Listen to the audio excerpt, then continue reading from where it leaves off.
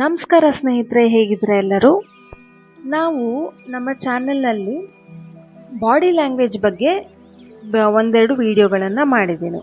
ಅಂದರೆ body language ಹೇಗಿರಬೇಕು, ಮತ್ತು ಶೇಕ್ ಹ್ಯಾಂಡ್ ಕೂಡ ಒಂದು ಬಾಡಿ ಲ್ಯಾಂಗ್ವೇಜ್ ಅಲ್ಲ. ಶೇಕ್ ಹ್ಯಾಂಡ್ ಯಾವ ರೀತಿ ಮಾಡಬೇಕು, ಯಾವ ರೀತಿ ಮಾಡಬಾರ್ದು, ಅದರ ಮೀನಿಂಗ್ ಏನು ಅಂತ ನೋಡಿದ್ದೀವಿ. ಆದರೆ ಇವತ್ತೊಂದು ಬೇರೆ ರೀತಿಯ ಬಾಡಿ ಲ್ಯಾಂಗ್ವೇಜ್ ಬಗ್ಗೆ ನೋಡೋಣ. ಅದು ಏನಂದರೆ, ಕೆಲವು ಜನಗಳಿರ್ತಾರೆ, ಅಂದರೆ ನಮ್ಮ ವರ್ಕ್ ಪ್ಲೇಸಲ್ಲಿ ಇರ್ಬೋದು, ನಮ್ಮ ಕಾಲೇಜಲ್ಲಿ ಇರ್ಬೋದು, ಕ್ಲಾಸಲ್ಲಿ ಇರ್ಬೋದು, ನಮ್ಮ ರಿಲೇಟಿವ್ಸಲ್ಲಿ ಇರ್ಬೋದು, ಅವರಿಗೆ ನಿಮ್ಮನ್ನು ಕಂಡ್ರೆ ಆಗೋದಿಲ್ಲ. ಅಂದರೆ ಸೀಕ್ರೆಟಾಗಿ ನಿಮ್ಮನ್ನು ದ್ವೇಷಿಸ್ತಿರ್ತಾರೆ, ಆದರೆ ಅದನ್ನು ಬಾಯಿ ಬಿಟ್ಟು ಹೇಳೋದಿಲ್ಲ. ಆದರೆ ಇದನ್ನು ಕಂಡುಹಿಡಿಯೋದು ಹೇಗೆ? ಅವರ ಬಾಡಿ ಲ್ಯಾಂಗ್ವೇಜಲ್ಲಿ ಇದು ಗೊತ್ತಾಗುತ್ತೆ. ಸೊ ಯಾವ ರೀತಿಯ ಬಾಡಿ ಲ್ಯಾಂಗ್ವೇಜಿಂದ ನಮಗೆ ಗೊತ್ತಾಗುತ್ತೆ ಅನ್ನೋದನ್ನು ನೋಡೋಣ. ಮೊದಲನೇದಾಗಿ, ಅವರು ನಮ್ಮ ಜೊತೆಗೆ ಐ ಕಾಂಟ್ಯಾಕ್ಟ್ ಮಾಡೋದಿಲ್ಲ.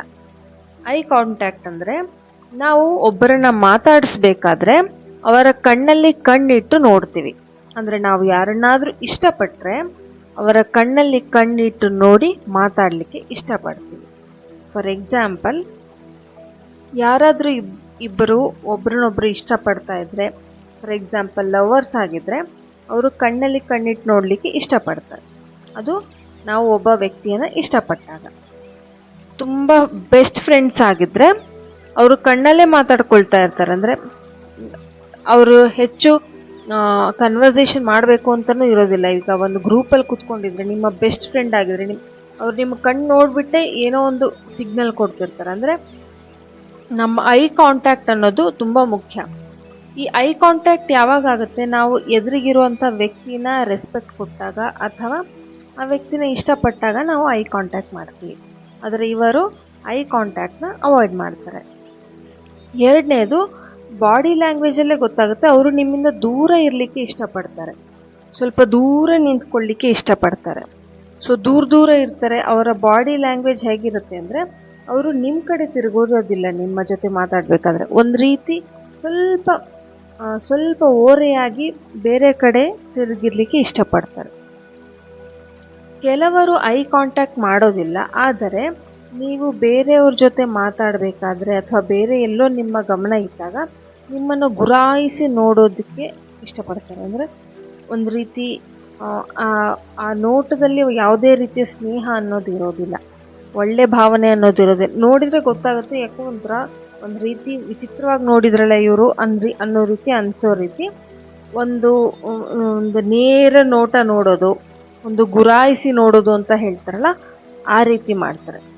ಇನ್ನೊಂದು, ಮಾತುಕತೆಯಲ್ಲಿ ಸ್ವಾರಸ್ಯ ಇರೋದಿಲ್ಲ. ಅಂದರೆ ಮಾತುಕತೆ ಮುಂದುವರಿಸ್ಬೇಕು ಅಂತಲೇ ಅನಿಸೋದಿಲ್ಲ. ನೀವೇನಾದರೂ ಕೇಳಿದ್ರೆ ಎಸ್ ಆರ್ ನೋ ಅಲ್ಲಿ ಉತ್ತರ ಕೊಡ್ತಾರೆ, ಇಲ್ಲ ಕ್ವಶನ್ ಅವಾಯ್ಡ್ ಮಾಡ್ತಾರೆ, ಇಷ್ಟೇ ಮಾತಾಡ್ತಾರೆ. ಇಲ್ಲ ಅಂದರೆ ನಿಮ್ಮನ್ನು ಮಾತಾಡಿಸ್ಬೇಕಾದ್ರೆ ಬರೀ ಟಾಂಟ್ ಕೊಡುವ ರೀತಿ ಮಾತಾಡ್ತಾ ಇರ್ತಾರೆ. ಅಂದರೆ ಹೊಗಳಿದ್ರೂ ಕೊಂಕಾಗಿ ಹೊಗಳೋದು. ಫಾರ್ ಎಕ್ಸಾಂಪಲ್, ನೀವು ಯಾವುದಾದ್ರೂ ಒಂದು ಎಕ್ಸಾಮಲ್ಲಿ ಪಾಸ್ ಮಾಡಿದ್ರಿ ಅಂತ ಅಂದ್ಕೊಳ್ಳಿ. ಇವಾಗಲಾದರೂ ಪಾಸ್ ಮಾಡಿದೆಯಲ್ಲ ಬಿಡು ಅನ್ನೋದು. ಇಲ್ಲ ಸ್ವಲ್ಪ ವೆಯ್ಟ್ ಲೂಸ್ ಮಾಡ್ಕೊಂಡಿದ್ರಿ ಅಂತ ಅಂದ್ಕೊಳ್ಳಿ, ಅಂದರೆ ದಪ್ಪ ಇದ್ರಿ, ಇವಾಗಲಾದರೂ ತೆಳ್ಳಗಾದ್ಯಲ್ಲ. ಒಂದು ರೀತಿ ಹೊಗಳದಾಗೂ ಇರಬೇಕು, ಕೊಂಕು ಇರಬೇಕು, ಆ ರೀತಿ ನಿಮ್ಮನ್ನು ಮಾತಾಡಿಸ್ತಾ ಇರ್ತಾರೆ. ಇನ್ನೊಂದು, ಮಾತಾಡಬೇಕಾದ್ರೆ ಒಂದು ರೀತಿ ಅವರ ದೇಹವನ್ನು, ಮುಖವನ್ನು ಆಚೆ ತಿರುಗಿಸ್ಕೊಂಡು ಮಾತಾಡೋದು, ಮುಖ ತಿರುಗಿಸ್ಕೊಂಡು ಮಾತಾಡೋದು. ಅಂದರೆ ಮುಖಕ್ಕೆ ಮುಖ ಕೊಟ್ಟು ಮಾತಾಡೋದಿಲ್ಲ. ಒಂದು ರೀತಿ ನಿಮ್ಮ ನೋಡಿದ ತಕ್ಷಣ ಮುಖ ತಿರುಗಿಸ್ಕೊಂಡ್ಬಿಡೋದು. ಮುಖದಲ್ಲಿ ಯಾವುದೇ ರೀತಿ ಭಾವನೆ ಇಲ್ಲದೆ ಇರ್ಬೋದು, ಬಾಯಿ ಬಿಟ್ಟು ಏನು ಹೇಳದೇ ಇರ್ಬೋದು, ಆದರೆ ನೀವು ಬಂದ ತಕ್ಷಣ ಮುಖ ಆ ಕಡೆ ತಿರುಗಿಸ್ಕೊಂಡ್ಬಿಟ್ರೆ ಯಾವ ರೀತಿ ಇರುತ್ತೆ ಆ ರೀತಿ ಬಿಹೇವ್ ಮಾಡೋದು. ಆಮೇಲೆ ಕೆಲವೊಂದು ಸತಿ ಎಲ್ಲದಕ್ಕೂ ಒನ್ ವರ್ಡ್ ಆನ್ಸರ್, ಅಲ್ಲಿ ಮುಂದೆ ಮಾತು ಮುಂದುವರಿಸೋದಿಲ್ಲ, ಮಾತು ಅರ್ಧಕ್ಕೆ ಕಟ್ ಮಾಡಿಬಿಡೋದು. ಎರಡನೇದು, ಯಾವಾಗಲೂ ಫೋನು, ಮೆಸೇಜು ಮತ್ತು ಯಾವುದಾದ್ರೂ ಒಂದು ಮೀಟ್ ಮಾಡೋದಕ್ಕೆ ಪ್ಲ್ಯಾನ್ ಆಗಿರ್ಬೋದು, ನೀವಾಗೇ ಇನಿಷಿಯೇಟಿವ್ ತೊಗೊಂಡು ಮಾಡ್ತಿರ್ತೀರ ಹೊರತು ಆ ಸೈಡಿಂದ ಯಾವುದೇ ರೀತಿ ಮೆಸೇಜ್ ಆಗಲಿ ಕಾಲ್ ಆಗಲಿ ಬರೋದಿಲ್ಲ. ನೀವೇ ಮಾಡಿದ್ರೂ ಅದನ್ನು ಅವಾಯ್ಡ್ ಮಾಡ್ತಾ ಇರ್ತಾರೆ, ಕಾಲ್ನ ಅವಾಯ್ಡ್ ಮಾಡ್ತಾ ಇರ್ತಾರೆ, ಮೆಸೇಜ್ಗೆ ಬೇಗ ರಿಪ್ಲೈ ಕೊಡೋದಿಲ್ಲ.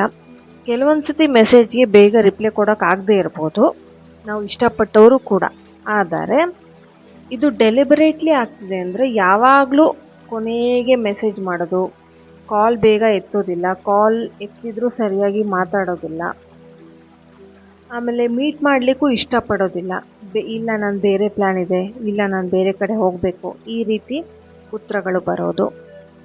ಆಮೇಲೆ ನಿಮ್ಮ ಒಪಿನಿಯನ್ಗೆ ಯಾವುದೇ ವ್ಯಾಲ್ಯೂ ಇರೋದಿಲ್ಲ. ಈಗ ಒಂದು ಗ್ರೂಪಲ್ಲಿ ಏನೋ ಮಾತಾಡ್ತಾ ಇರ್ತೀರಾ, ನಿಮ್ದೇನೋ ಒಪಿನಿಯನ್ ಕೊಟ್ಟರೆ ಒಂದು ತುಂಬ ಇಗ್ನೋರ್ ಮಾಡೋದು, ಇಲ್ಲ ಅದು ಪೂರ್ತಿ ತಪ್ಪು ಅನ್ನೋ ರೀತಿ ಬಿಹೇವ್ ಮಾಡೋದು. ಇನ್ನೊಂದು ಗ್ರೂಪಲ್ಲಿ ನೀವು ಇನ್ವಿಸಿಬಲ್ ಅನ್ನೋ ರೀತಿ ಬಿಹೇವ್ ಮಾಡೋದು, ಅಂದರೆ ನೀವು ಇಲ್ಲೇ ಇಲ್ಲ ಅಷ್ಟು ಇಗ್ನೋರ್ ಮಾಡೋದು. ನೀವು ಇದ್ದೀರಾ ಅನ್ನೋದನ್ನ ಸಹಿತ ಗಮನಿಸೋದಿಲ್ಲ, ನಿಮ್ಮ ಕಡೆ ನೋಡೋದು ಇಲ್ಲ, ನೀವು ಮಾತಾಡ್ತಾ ಇದ್ರೆ ಅದಕ್ಕೆ ರೆಸ್ಪಾಂಡ್ ಮಾಡೋದಿಲ್ಲ, ನಿಮ್ಮ ಒಪಿನಿಯನ್ ಬಗ್ಗೆ ಯಾವುದೇ ರೀತಿ ತಮ್ಮ ಅಭಿಪ್ರಾಯನ ಹೇಳೋದಿಲ್ಲ. ಅಂದರೆ ಒಂದು ರೀತಿ ನೀವು ಈ ವ್ಯಕ್ತಿ ಇಲ್ಲೇ ಇಲ್ಲ ಅನ್ನೋ ರೀತಿ ಬಿಹೇವ್ ಮಾಡೋದು. ಆಮೇಲೆ ಈಗ ಸಂತೋಷವಾಗೇ ಇರ್ತಾರೆ ಆ ವ್ಯಕ್ತಿ, ನೀವು ಬಂದ ತಕ್ಷಣ ಮುಖ ಸಪ್ಪೆ ಮಾಡ್ಕೊಂಬಿಡೋದು, ಇಲ್ಲ ಮುಖ ಸಿಂಟಿಸ್ಕೊಂಬಿಡೋದು, ಮುಖ ಗಂಟು ಹಾಕ್ಕೊಳ್ಳೋದು, ನೀವು ನೋಡಿದ ತಕ್ಷಣ ಒಂಥರ ಮುಖದ ಎಕ್ಸ್ಪ್ರೆಷನ್ ಚೇಂಜ್ ಆಗಿಬಿಡುತ್ತೆ ಅವ್ರದ್ದು. ಆಮೇಲೆ ನಿಮ್ಮ ಮೇಲೆ ಯಾವುದೇ ರೀತಿ ನಂಬಿಕೆ ಇಲ್ಲದಿರುವುದು, ಯಾವುದೇ ವಸ್ತುವನ್ನು ನಿಮ್ಮನ್ನು ನಂಬಿ ಅವ್ರು ಕೊಡೋದಿಲ್ಲ, ನಿಮ್ಮ ಮೇಲೆ ನಂಬಿಕೆ ಇಟ್ಟು ಯಾವ ಕೆಲಸವನ್ನು ವಹಿಸೋದಿಲ್ಲ, ನಿಮ್ಮನ್ನು ನಂಬಿಕೆ ಇಟ್ಟು ಯಾವುದೇ ಬೆಲೆ ಬಾಳೋ ವಸ್ತು ಆಗಿರ್ಬೋದು, ಒಂದು ಕೆಲಸ ಆಗಿರ್ಬೋದು, ಜವಾಬ್ದಾರಿ ಆಗಿರ್ಬೋದು ಕೊಡೋದಿಲ್ಲ. ಆಮೇಲೆ ನಿಮಗೆ ಒಬ್ಬರಿಗೆ ಬಿಟ್ಟು ಇನ್ನೆಲ್ರಿಗೂ ಇನ್ವಿಟೇಷನ್ ಕೊಟ್ಟಿರ್ತಾರೆ. ಯಾವುದೋ ಒಂದು ಸಣ್ಣ ಇವೆಂಟ್ ಆಗಿರ್ಬೋದು, ಫಂಕ್ಷನ್ ಆಗಿರ್ಬೋದು, ಬರ್ಡೇ ಆಗಿರ್ಬೋದು, ಎಲ್ರಿಗೂ ಗೊತ್ತಾಗಿರುತ್ತೆ, ನಿಮಗೊಬ್ಬರಿಗೆ ಗೊತ್ತಾಗಿರೋದಿಲ್ಲ. ಅಂದರೆ ನಿಮ್ಗೊಬ್ಬರಿಗೆ ಕರೆದಿರೋದಿಲ್ಲ. ಯಾಕೆ? ಅವಾಯ್ಡ್ ಮಾಡಲಿಕ್ಕೆ. ಸೊ ಈ ರೀತಿ ಟ್ರೇಡ್ಸ್ ಪದೇ ಪದೇ ಒಬ್ಬ ವ್ಯಕ್ತಿ ನಿಮಗೆ ಕೊಡ್ತಾ ಇದ್ರೆ, ಈ ರೀತಿ ಹಿಂಟ್ ಕೊಡ್ತಾ ಇದ್ರೆ, ಆ ವ್ಯಕ್ತಿ ಓಪನ್ಲಿ ಹೇಳ್ತಾ ಇಲ್ಲ ನೀನು ಕಂಡ್ರೆ ನನಗಾಗಲ್ಲ ಅಂತ, ಆದರೆ ಆ ವ್ಯಕ್ತಿಗೆ ನಿಮ್ಮ ಬಗ್ಗೆ ಸಣ್ಣದಾಗಿನೋ ಅಥವಾ ದೊಡ್ಡದಾಗಿನೋ ಒಂದು ದ್ವೇಷ ಇದೆ, ಅಥವಾ ಸಿಟ್ಟಿದೆ, ಕಿರಿಕಿರಿ ಇದೆ ಅಂತ ಹೇಳ್ಬೋದು. ಸಾಮಾನ್ಯವಾಗಿ ಒಂದು ಫ್ರೆಂಡ್ಸ್ ಗ್ರೂಪಲ್ಲಿ ಅಥವಾ ಕೊಲೀಗ್ಗಳಲ್ಲಿ ಈ ರೀತಿ ಯಾರು ಒಬ್ರು ಇರ್ತಾರೆ, ನಿಮ್ಮನ್ನು ಅವಾಯ್ಡ್ ಮಾಡೋರು, ಕಿರಿಕಿರಿ ಮಾಡ್ಕೊಳ್ಳೋರು ಇರ್ತಾರೆ. ಸೊ ನಾವೇನು ಮಾಡಬೇಕು ಅಂದರೆ, ಅವರಾಗೆ ಅವಾಯ್ಡ್ ಮಾಡ್ಬೇಕಾದ್ರೆ ನಾವಾಗೆ ಮೇಲ್ಬಿದ್ದು ಮಾತಾಡಿಸುವಂಥ ವಿಷಯ ತಪ್ಪಾಗುತ್ತೆ. ಯಾಕೆಂದರೆ ಅದು ಅವ್ರ ಚಾಯ್ಸ್ ಕೂಡ ಅಲ್ವಾ. ಫ್ರೆಂಡ್ಶಿಪ್ ಅನ್ನೋದು ಇಬ್ಬರ ಚಾಯ್ಸು. ಅವ್ರು ಅವಾಯ್ಡ್ ಮಾಡ್ತಾ ಇದ್ದಾರೆ ಅಂದಮೇಲೆ ನಾವಾಗೆ ಮೇಲ್ಬಿದ್ದು ಹೋದರೆ ಅದು ಒಂದು ರೀತಿ ಬರ್ತಾ ಬರ್ತಾ ಅವರಿಗೆ ಒಂದು ಸಿಡುಕಿನ ಸ್ವಭಾವ ಬರ್ಬಿಡ್ಬಿಡು. ಅಂದರೆ ನಾನು ಇಷ್ಟು ಅವಾಯ್ಡ್ ಮಾಡಿದ್ರು ಇವನಿಗೆ ಗೊತ್ತಾಗಲ್ವಲ್ಲ, ಇವನು ಹೋಗ್ತಾ ಇಲ್ವಲ್ಲ ಅಂತ ಮುಂದೊಂದು ದಿನ ನಿಮ್ಗೆ ಎಲ್ರ ಮುಂದೆ ಅವಮಾನ ಮಾಡ್ಬೋದು. ಎಲ್ರ ಮುಂದೆನೋ ಓಪನ್ನಾಗಿ ಹೇಳಿಬಿಟ್ರೆ ಯಾವ ರೀತಿ ಇರುತ್ತೆ ಹೇಳಿ. ಈಗ 4 ಜನ ಇದ್ದಾರೆ, ಅಪ್ಪ ನೀನು ನನ್ನ ತಂಟೆಗೆ ಬರಬೇಡ, ಸುಮ್ಮನೆ ಇರಪ್ಪ, ನನಗಾಗಲ್ಲ, ಆದಷ್ಟು ಅವಾಯ್ಡ್ ಮಾಡ್ತೀನಿ, ನಿಮಗೆ ಅಷ್ಟು ಗೊತ್ತಾಗಲ್ವಾ, ಈ ರೀತಿ ಹೇಳಿಬಿಟ್ರೆ ಯಾವ ರೀತಿ ಇರುತ್ತೆ. ಸೊ ಯಾವುದಾದ್ರೂ ವ್ಯಕ್ತಿ ಡೆಲಿಬ್ರೇಟ್ಲಿ ನಿಮ್ಮನ್ನು ಅವಾಯ್ಡ್ ಮಾಡ್ತಾ ಇದ್ದಾರೆ ಅಂತ ಹೇಳಿದರೆ ನೀವಾಗೆ ಅವರಿಂದ ದೂರ ಹೋಗೋದು ತುಂಬ ಉತ್ತಮ. ಯಾಕೆಂದರೆ ನಿಮಗೂ ಕಿರಿಕಿರಿ ಇರೋದಿಲ್ಲ, ಅವರಿಗೂ ಕಿರಿಕಿರಿ ಇರೋದಿಲ್ಲ. ನಿಮಗೆ ಅನ್ನಿಸ್ಬೋದು ನಾನು ಯಾವ ರೀತಿ ಅಪ್ಪ ಇವರು ಅಡ್ವೈಸ್ ಮಾಡ್ತಾ ಇದ್ದಾರೆ, ಅವರು ಅವಾಯ್ಡ್ ಮಾಡಿದ ತಕ್ಷಣ ನಾವು ಬಿಟ್ಬಿಡ್ಬೇಕಂತ. ಹೌದು, ಇದು ಎಲ್ಲರಿಗೂ ಉತ್ತಮ. ಸಾಮಾನ್ಯವಾಗಿ ಟೀನೇಜರ್ಸಲ್ಲಿ ಈ ರೀತಿ ಇರುತ್ತೆ. ಫಾರ್ ಎಕ್ಸಾಂಪಲ್, ನೀವು ಯಾರನ್ನೂ ಇಷ್ಟಪಡ್ತಾ ಇರ್ತೀರಾ, ನೀವು ಓಪನ್ನಾಗಿ ಹೇಳಿರೋದಿಲ್ಲ, ಸೊ ಅವ್ರಿಗೊಂದು ಸಣ್ಣ ಹಿಂಟ್ ಸಿಗುತ್ತೆ, ಅವ್ರು ನಿಮ್ಮನ್ನು ಅವಾಯ್ಡ್ ಮಾಡೋಕ್ಕೆ ಶುರು ಮಾಡ್ತಾರೆ. ಸೊ ಈ ರೀತಿ ಇದ್ದಾಗ ನೋಡಿ, ಪ್ರಪಂಚ ತುಂಬ ವಿಶಾಲವಾಗಿದೆ, ಯಾರು ಇದ್ರೂ ಇಲ್ಲದೆ ಇದ್ರೂ ಒಬ್ಬರು ಬದುಕಬಹುದು. ನಿಮಗೆ ಅನ್ನಿಸ್ಬೋದು ಇವಾಗ ಈ ವ್ಯಕ್ತಿ ಅವಾಯ್ಡ್ ಮಾಡ್ತಾ ಇದ್ದಾನಲ್ಲ, ನನಗೆ ತುಂಬ ಬೇಜಾರಾಗ್ತಿದೆ ಅಂತ. ಆದರೆ ಈ ವಿಶಾಲವಾಗಿರೋ ಪ್ರಪಂಚದಲ್ಲಿ ನೀವು ಯಾವ ರೀತಿ ಇದ್ದೀರೋ ನಿಮ್ಮನ್ನು ಇಷ್ಟಪಡುವಂಥವ್ರು ನಿಮಗೆ ಸಿಕ್ಕೇ ಸಿಗ್ತಾರೆ. ನಮ್ಮನ್ನು ಯಾರು ಪ್ರೀತಿಯಿಂದ ಗೌರವದಿಂದ ನಡೆಸ್ಕೊಳ್ತಾರೋ ಅವರ ಜೊತೆ ಕೂಡ ನಾವು ಪ್ರೀತಿಯಿಂದ ಗೌರವದಿಂದ ಬದುಕಿದ್ರೇನೆ ನಮಗೆ ನೆಮ್ಮದಿನೇ ಹೊತ್ತು. ಬೇಕಂತ ಯಾರು ಅವಾಯ್ಡ್ ಮಾಡ್ತಾ ಇರ್ತಾರೋ ಅವರ ಹಿಂದೆ ಅಲಿಯೋದು, ಅವರ ಹಿಂದೆ ಹೋಗೋದು ನಮ್ಮ ವ್ಯಕ್ತಿತ್ವಕ್ಕೂ ಒಳ್ಳೆಯದಲ್ಲ, ಅವ್ರಿಗೂ ಕಿರಿಕಿರಿ. ಮುಂದೊಂದು ದಿವಸ ಅದು ಅವಮಾನದಲ್ಲೇ ತಿರುಗುತ್ತೆ. ಅಂದರೆ ನೀವು ಯಾವ ವ್ಯಕ್ತಿ ನಿಮ್ಮನ್ನು ಅವಾಯ್ಡ್ ಮಾಡ್ತಾ ಇದ್ದಾನೋ ಅವರ ಹಿಂದೆ ಹೋಗ್ತಾ ಇದ್ರೆ ಆ ಕಿರಿಕಿರಿ ತಡಿಲಾರ್ದೆ ಒಂದು ದಿನ ಅವರು ಅವಮಾನ ಮಾಡ್ತಾರೆ. ಆ ಅವಮಾನ ಇನ್ನೂ ಕಹಿಯಾಗಿರುತ್ತೆ. ಹಾಗಾಗಿ ಇದನ್ನು ಇನಿಷಿಯಲಿನೇ ಅವರ ಬಾಡಿ ಲ್ಯಾಂಗ್ವೇಜ್ ನೋಡಿನೇ ನೀವು ಅರ್ಥ ಮಾಡಿಕೊಂಡು ನೀವೇ ದೂರ ಇದ್ದರೆ ನಿಮಗೆ ತುಂಬ ಉತ್ತಮ, ಆ ವ್ಯಕ್ತಿಗೂ ಉತ್ತಮ.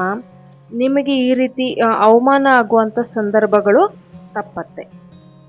ಕೊನೆಯದಾಗಿ, ಎಲ್ಲರೂ ನಮ್ಮನ್ನು ಇಷ್ಟಪಡಲೇಬೇಕು ಅಂತ ಯಾವುದೇ ಹಾರ್ಡ್ ಆ್ಯಂಡ್ ಫಾಸ್ಟ್ ರೂಲ್ ಇಲ್ಲ.